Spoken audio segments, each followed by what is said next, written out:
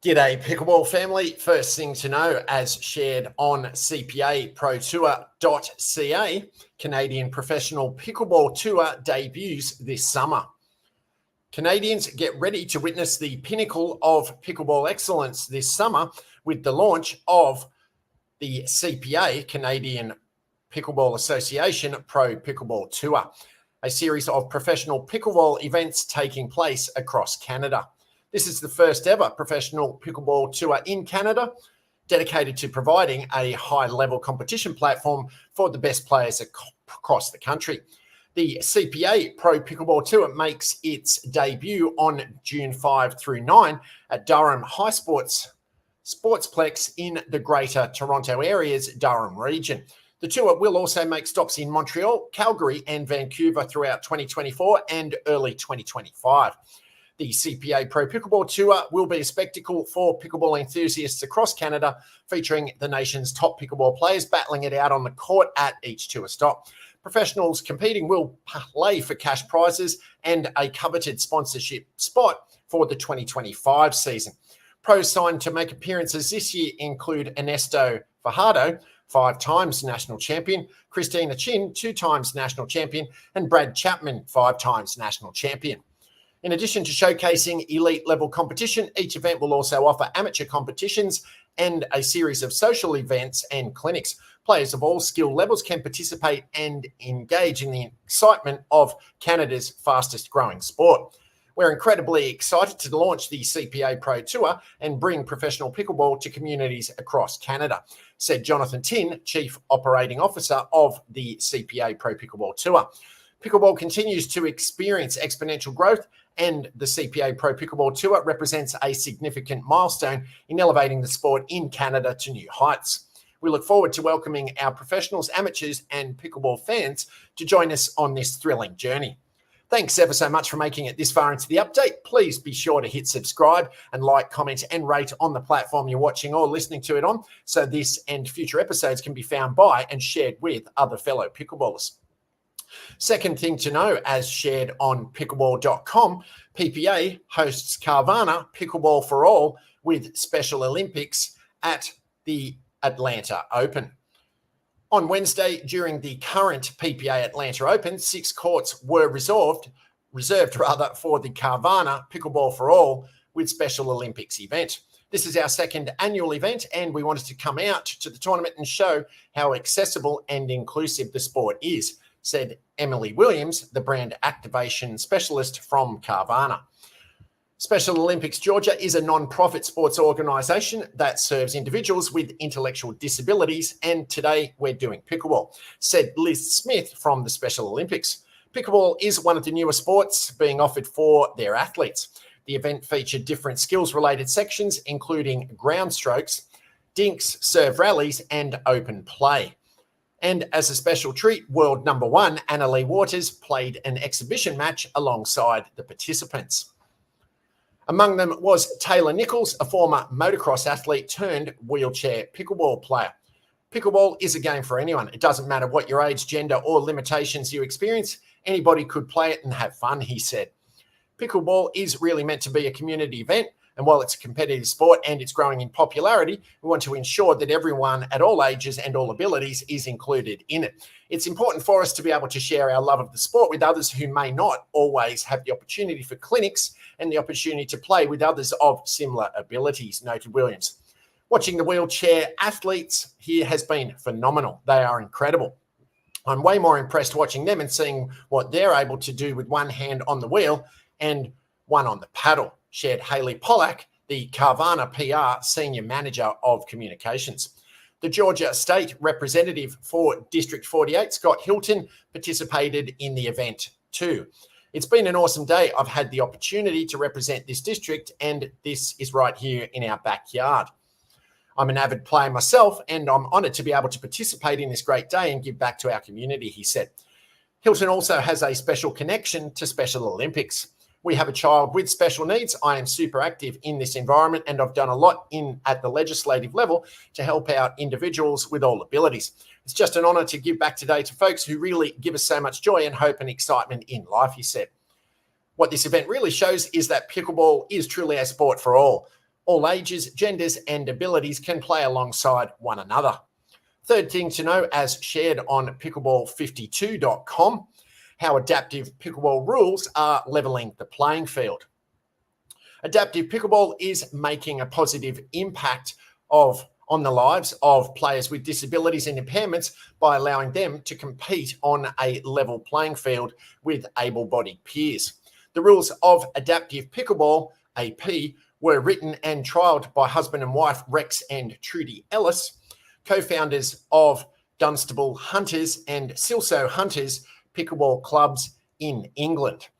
Essentially, anyone with a physical disability or impairment who is assessed by the club or coach or captain to be at a significant physical disadvantage is allowed to have 2 bounces before they return the ball. The first bounce must be within the court lines, but the second bounce can be out before it is struck. This simple rule levels the playing field by allowing a physically disadvantaged player to play against an able-bodied opponent. AP applies to singles and doubles, and players using AP rules at Dunstable wear a badge. The rule already existed for wheelchair users, but Rex and Trudy have extended it to players with lower body impairments and cognitive issues. The joy on their faces when they get to the ball and actually send it back over the net is just wonderful, Rex told Pickleball 52. It's great to watch the realization dawn on them that they can play this sport thanks to the 2-bounce rule. It doesn't give them an advantage, it just takes away their disadvantage. It gives people the opportunity to enjoy the game more because it lasts longer. We've trialled it at our club and everybody has been fully supportive. Trudy added, I really do hope we can spread adaptive pickleball across the country and worldwide. Then pickleball can be even more inclusive for everybody. Pickleball England are looking into how to roll out AP across the English pickleball community and incorporating it on their website. Members of Dunstable Hunters who wear the AP badge proudly include 1 member who has reduced mobility after having a stroke and 2 who have had hip and knee replacements.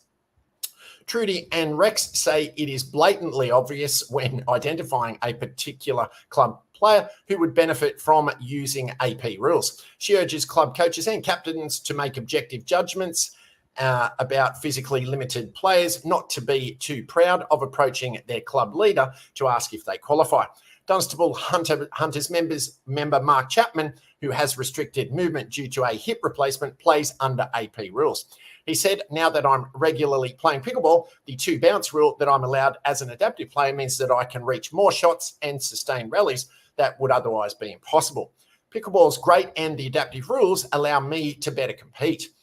Veronica Comparini, who has had both hips and knees replaced due to osteoarthritis, said, I thought my ball playing days were over, but since being introduced to pickleball by my friends Trudy and Rex, I have found a new energy and enjoyment. Although I am not very good and my play somewhat erratic, I must say I love the game. When I was told I could play an adaptive game, I was overjoyed. Because I am less mobile, it gives me the chance of being able to win more points against my opponents. Fourth thing to know, as shared on WashingtonPost.com, youth tennis nonprofit to host first Major League Pickleball MLP event in DC. In what organisers hope becomes an annual event like the Pro Tennis Tournament held in Washington since 1969, Major League Pickleball is coming to the nation's capital next month. The DC Pickleball team will host 14 other squads at the Washington Tennis and Education Foundation's WTEF campus in Southeast from June 13 through 16 for the second event on MLP's regular season schedule. Bringing an event to DC has been on our radar since we launched the team in December 2022. Adam Benke, the Chief Operating Officer of the DC Pickleball team, said, we worked closely with our friends at Destination DC and Events DC to source a venue, and it wasn't easy. The WTEF's 50,000 square foot facility, which opened in 2013 in the heart of Ward 7 to provide free tennis lessons, equipment and court time, as well as one-on-one academic tutoring to local youth, was not Benke's first choice to host the event. In fact, he didn't know it was a potential option until late last year after MLP struck out in its attempts to find a home for the tournament at the Walter E. Washington Convention Center, Entertainment and Sports Arena, East Potomac Tennis Center, and DC Armory. We wanted to do everything we could to keep it in the district, Benke said. One of our local pickleball ambassadors told me they were starting pickleball programming at the WTF. So we got to talking around the new year and I came to visit in February. It all came together quickly after that. Founded in 2021, MLP features 22 co-ed teams of 4 players across 2 levels, with 12 Premier level teams composed of the top 48 pro pickleball players and 10 Challenger level teams made up of 40 up-and-coming players. The league employs a promotion system. The top 4 Challenger level teams at the end of the season will move to the Premier level for 2025. Each MLP team will compete in 5 of the 8 events during the regular season, earning points along the way that will determine seeding in the playoffs, which will be contested over 2 weeks in November. A mid-season tournament will be held in Grand Rapids, Michigan, followed by regular season events in Salt Lake City, Kansas City, New York, Virginia Beach, Las Vegas, and Miami. The DC Pickleball team, which is competing at the Premier level this year, kicked off its second season this month by winning 3 of 4 matches and securing 8 of a possible 12 points in Atlanta. The DC event will feature 34 co-ed matches involving 15 teams over 4 days, music food, and an amateur tournament. The DC Pickleball team is also working with the WTEF to host a clinic for roughly 100 kids on the Tuesday before the event begins, which would include the opportunity to meet and learn from the team's coach and players. The tournament falls between the end of our academic year and the beginning of our summer camp, so it's perfect timing, said John Borden, CEO of the WTF, which counts roughly 600 students in grades 1 through 12 in its in-school and after-school programs. Many of MLP's top players are former tennis players. The idea is to give them an introduction to pickleball so we can hopefully look for our future Major League Pickleball stars early in our DC market, Benke said. No one on the DC Pickleball team's roster, James Ignatowicz, Deckel Barr, Elise Jones, and Rachel Rohrbacher, has local ties, but next month's event will be a homecoming of sorts for at least one prominent pickleball pro. Gaithersburg native and Maryland graduate Ben Johns, the top-ranked male player in the world, will compete in DC with the Seattle Pioneers, who selected the 25-year-old with the first pick in the 2024 MLP Premier level draft. Seattle is scheduled to face the DC Pickleball team on the final day of the event, which is expected to draw 7,000 to 10,000 fans over its duration. MLP's first event in the region will bring exposure to the non-profit WTF, which honoured DC Mayor Muriel E. Bowser for her commitment to DC youth at its annual fundraising gala this month, where it raised more than $700,000 to support its mission. Bowser's 2024 budget includes $750,000 to convert 4 of the city's underutilised tennis courts to be used for pickleball, which has been rated the fastest growing sport in America by the Sports and Fitness Industry Association for the past 3 years. Borden, who was on the board of the Professional Pickleball Registry, a certifying body for pickleball coaches, said the WTEF recently began offering pickleball to local residents on Sunday and Monday mornings. In addition to the programming that we provide for the youth of Wards 7 and 8, we also have a commitment to the community, Borden said. MLP is paying to use our courts and our facilities, which goes to further support all of the work that we do. Although it's not nearly the same level as the Tennis City Open, it's cool to have multiple streams that go directly to supporting the youth that we serve.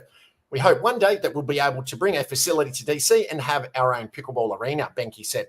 Until that day happens, it's important to establish at least one MLP marker here in the nation's capital so that we can have that flag planted as another step in the process to have a Major League Pickleball event in DC for years to come. Paddles up.